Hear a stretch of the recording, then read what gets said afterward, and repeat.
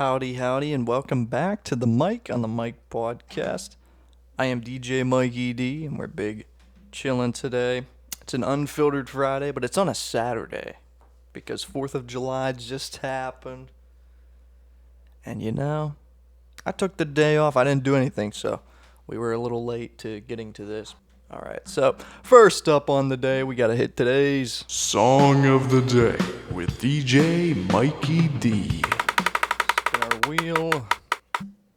We got Just What I Needed, The Cars. Fantastic song. Just a straight classic. You gotta listen to it. If you never have, I'm sure you have, though. What the hey? We gotta hit our first story of the day that we got, and this one's coming from Zelda. A Legend of Zelda fan jailed for carrying a 6-inch Master Sword in public. 6-inch Master Sword? Can you even call that a Master Sword? That's like half a ruler, bro. That's not even a sword. Alright, let's take a look here. It might be that little dagger thing that Link has, but I'm not sure. We're gonna have to see. Legend of Zelda fan has been sentenced to 4 months in prison. Holy crap, 4 months.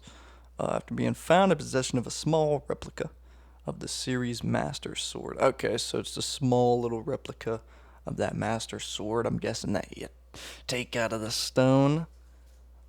So he had that while he was out in public. In June, the resident Anthony Bray was arrested for carrying that bladed article.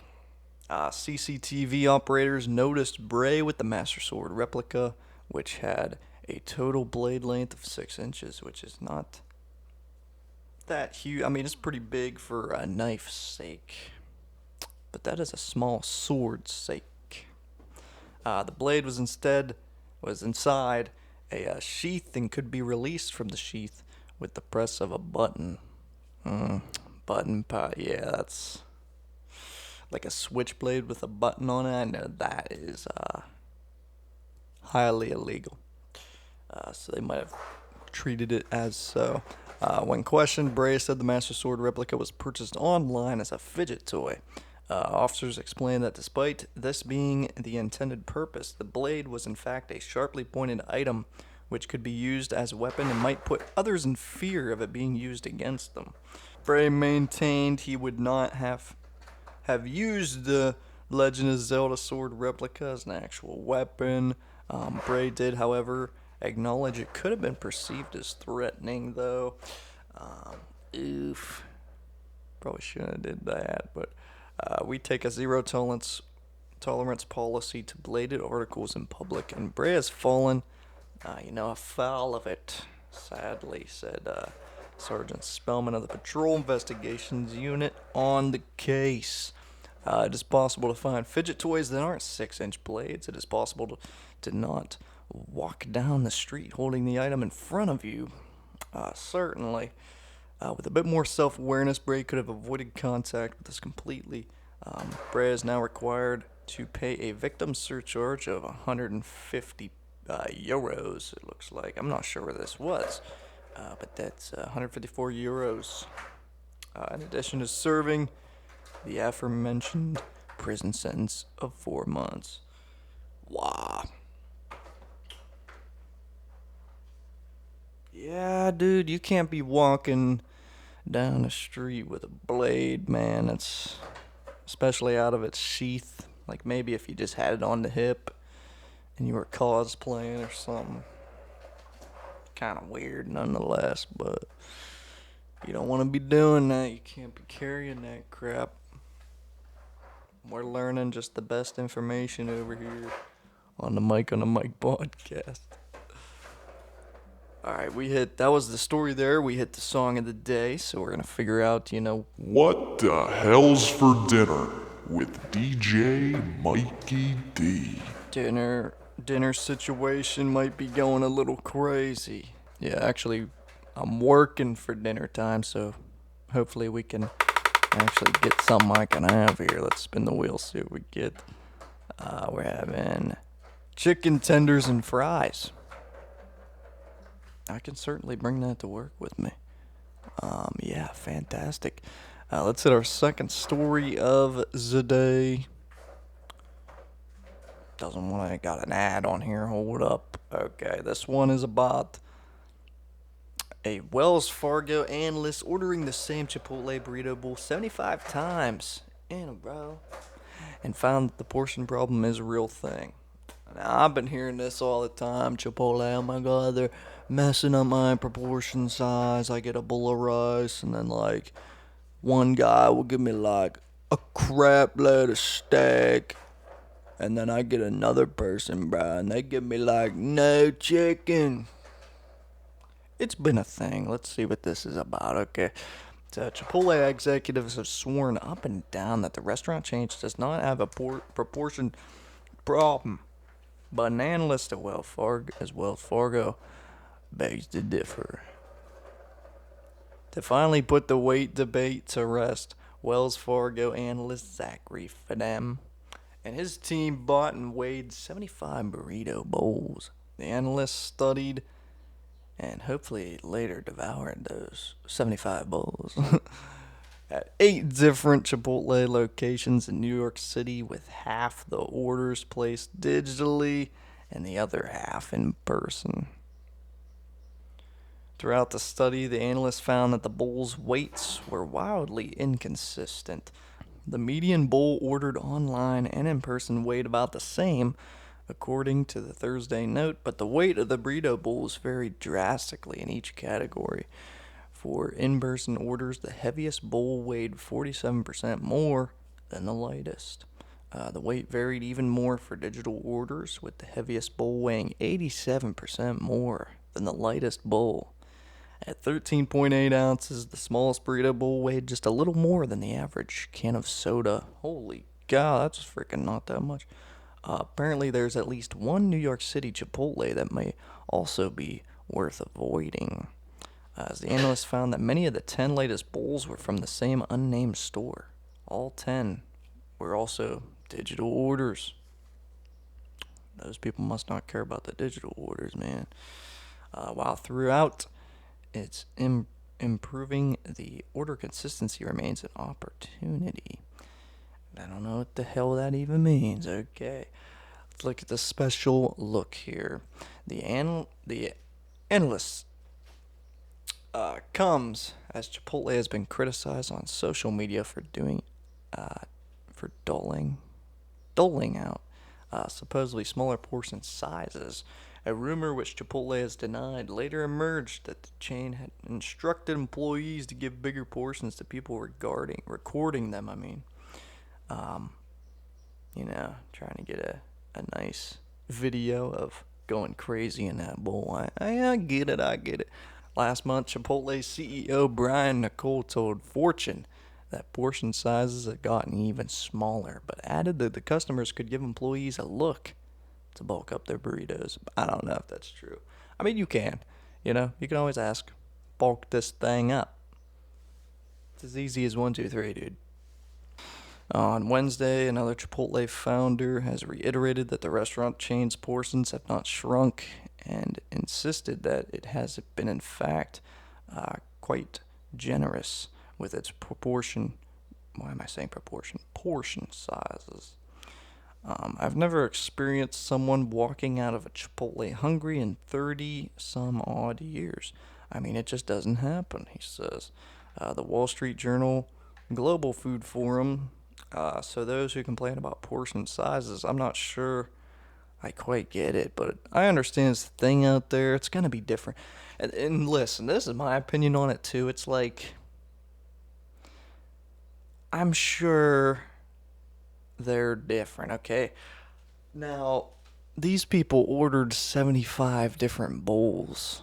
Of course, you're going to get a drastic difference throughout that many orders in some of them. Now, the one that was lighter than a can of soda, that's pretty crazy. I'll give them that one. But it just doesn't matter. Like, you're in there, you're like, to an average person like me. I go in there, I'm ordering up a bowl. Depending when I get on it, it's gonna be different. Cause like if you're a guy that likes the right, like if you're just a plain dude and just like the rice or steak or just like the rice and chicken, that's gonna weigh smaller than if you get stuff on it. Unless they make it all the same, so it's like, okay, I'll take rice and chicken, so they make it that weight. And then if you're like, oh, okay, I want rice, chicken, and like vegetables on it or something, like with the peppers or whatever they had, peppers, onions, crap, then that's gonna go on there, and maybe it will weigh the same, but maybe they might bulk it up because they're gonna give you the same amount of protein, right? It's just weird. Like, it doesn't fucking matter. Although the very bowl sizes may have looked bad for the chain, Chipotle's chief corporate officers, Lori Shallow, said the variability was totally normal because of how the restaurant serves its orders. Yeah, that too. They don't even weigh it. They just do a scoop of freaking rice in the bottom, and yeah, that's how it is. Similar to others in fast casual industry or completely customizable meals, may have variability in their size or weight depending upon the number of ingredients a guest selects. If they choose to make an ingredient extra or light when ordering from our list of real ingredients in person or digitally, they said in a statement, and that's exactly what I just said too. Just it varies, man. Depending on what people want, and it seems like these people actually took the time out of their day and did this test with 75 different bowls. It's like, of course they're going to be different. And I imagine they also didn't just do one formula on all 75. They probably did different stuff. This isn't a big deal at all. Despite the controversy over portion sizes, Wells Fargo found that Chipotle's foot traffic continues to increase aside from the setback last month, and the bank is still optimistic about the stock. Yeah, because it's a good restaurant. It's not that bad. And a lot of the workers there too are very happy with their pay. Like, it's crazy. It's a lot of work though, but they're happy with their pay. The company's quarter-to-date foot traffic is at its highest level in 10 quarters, the bank found. And that's that. Yeah, so these people ordered a freaking burrito bowl 75 times, probably with different crap on it, and they found that one was drastically smaller than the largest. Yeah, that happens. Jackasses. Alright, so we hit the song of the day. Just what I needed, the Cars. You gotta go listen. I'm having chicken tenders and fries tonight, and I like to watch a movie while I eat, but I can't do that today. But we're gonna pick a movie anyway. Maybe you can catch it. Tell me how it is. Let's hit the cinemas. Spin the wheel here. And the movie tonight is gonna be Good Time from 2017. I believe it's a crime thriller. Don't know though. Haven't watched it. Don't know if it's good. I'll have to catch it some other time though, because I can't tonight. Alright, let's hit our last story. And I actually heard about this. Don't know where it's from, but this restaurant says men must be 35 to enter, and women must be 30 to enter. And there's also a quote in the headline that says, "We are sticking to our code," which I respect heavily. So it seems like it's out in St. Louis. St. Louis, turning 18 and 21 are rites of passage that let young people go to certain places that they couldn't before. The bar, vape shops, smoke shop. You can go to these places now, but not this restaurant. Hell no. One restaurateur near St. Louis is up in the ante. A new upscale restaurant in Missouri called Bliss. It's quite the age restriction. Women must be at least 30 to enter, and men must be 35 to enter. That's it. That's a weird one too. It's the women. You have to be 30, men 35. That's kind of weird. But they must want some older couples in here. Let's find out. Marvin paid 36, and his wife opened Bliss just 2 weeks ago. From this story, don't know when it was published though. Didn't look at it. Didn't look at that. Um, it represents pure happiness and pure utopia. It's a home away from home. You can come here and feel like you're actually on a resort, Pate said.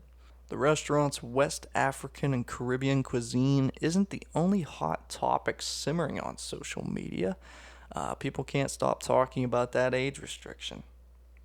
And it's so bad that I actually saw this article while I was at work like a couple weeks ago.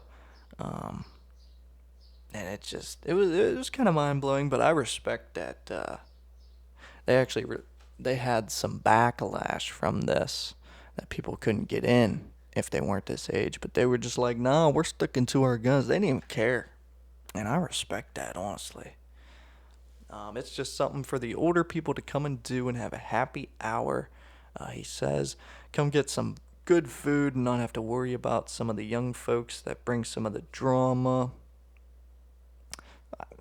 I could understand that. I think you should let me in, however. That would be dope. I got some years to go, dude. 35 for men? Jeez. Pate said he's not worried about any pushback regarding the age to enter. Of course, we have been getting a little backlash, but that's okay, because we're sticking to our code anyway, he says. Everyone who enters the restaurant will have to show their identification to the hostess of the restaurant, um, or a St. Louis County police officer after 7 p.m. on Wednesday through Sunday. That's weird. Wonder why it's just Wednesday through Sunday you have to show it to a police officer. He says the current customers aren't complaining. Yeah, 'cause they can get in. You kidding? Pate has a policy that suits the clientele that he's trying to draw in. I think he's on the right track, customer Fernando says. Um, yeah, I mean, if that's the kind of clientele you're looking for, too, I mean, and I don't think there's really any law like saying you.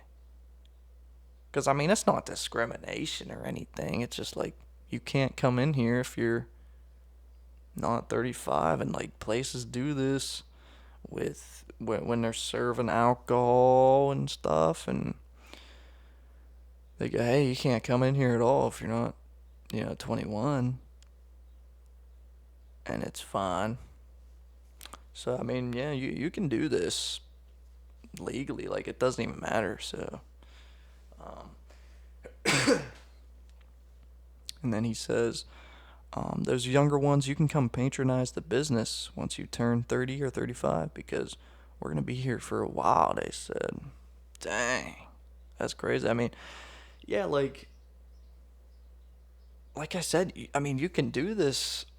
I mean, you're not going to get any young customers, but hell, the dude doesn't even want them anyway because he wants older people coming in, and maybe it's just like a good date spot for your parents, And he was like, no kids allowed. So like, if you actually want to have a date night, come here.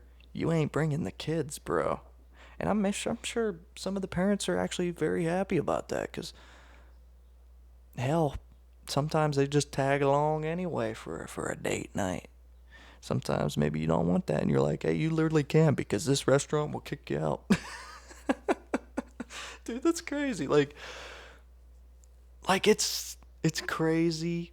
Like, I'm not even 35. I can't believe it's 35 for men.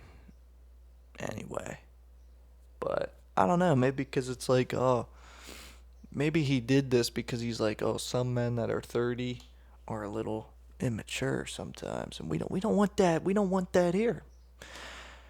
And like I said, I respect this. I mean, he made this rule. He's got some backlash for it. Like, I'm sure some people really want to get in there.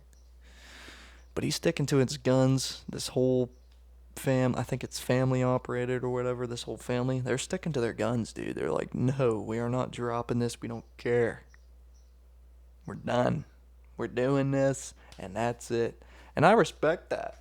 And I can't even enter this damn restaurant, and I respect that. It's pretty cool.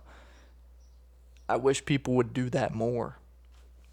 It seems like these companies, man, these big companies, they'll get some sort of backlash, and they're like, all right, we got to change this immediately and freaking, like, you know, get the majority on our side. It's like, fuck that. Stick to your guns. If it's truly that awful, yeah, you might want to switch that because you'll probably go out of business. But these people, they're getting backlash, but their current customers are not complaining at all. They love it. And I'm sure people are still going to go that are 30 to 35 and older. So it's pretty neat. I respect it a bunch. It's I can see why it's a bit of a big story, but it's kind of weird. Um, but yeah, regardless, I respect it. It's pretty cool. And that was our last story of the day on the Mike podcast. Hope you enjoyed it on a Saturday. It's a little weird. Um, but I think I'm gonna have an extra maybe piece of content since I was technically late on this, but it doesn't really matter. Um, 'Cause I don't have rules either. I this podcast, bro.